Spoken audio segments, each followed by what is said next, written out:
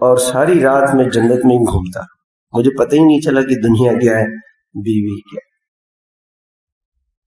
اس mobile نے میرے بھائیوں ہمیں ایسے تباہ کر دیا، نہ دنیا کا چھوڑا نہ دین کا چھوڑا، نہ وہ کہتے ہیں نا دھوبی کا کتا، نہ اپنا نہ کسی اپنے گھاٹ کا نہ کسی،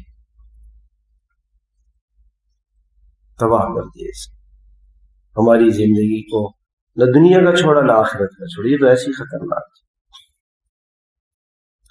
اس لیے میرے بھائیوں اللہ تعالیٰ سے لذتیں مانگے کہ اللہ مجھے لذت عطا فرما، یعنی یہ جو قرآن کی آیت ہے نا، فلا تعلم نفس ما اخفی لهم من قرۃ اعین، اللہ تعالیٰ فرماتے ہیں ان کی آنکھوں کی ٹھنڈک کا سامان ہم نے کیا کیا کیا بنایا ہوا ہے۔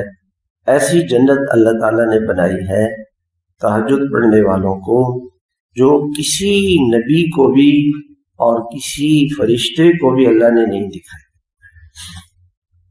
سب سے قیمتی چیز انسان کے گھر میں جو ہوتی ہے اس کو کہاں رکھتے ہیں؟ بالکل چھپا کے، کسی کو نہیں بتاتے۔ سب سے اعلیٰ درجے کی جنت اللہ تعالیٰ نے اس کے لیے تیار کر رکھی ہے۔ اور اس سے پتہ چلا کہ دنیا میں بھی تہجد میں بھی ایک لذت ہے، دنیا میں تہجد میں بھی ایک لذت ہے، اللہ سے ملاقات میں ایک لذت ہے، قرآن میں ایک لذت ہے، تو یہ تو نقد ہے، اور اصل لذت آخرت ہے۔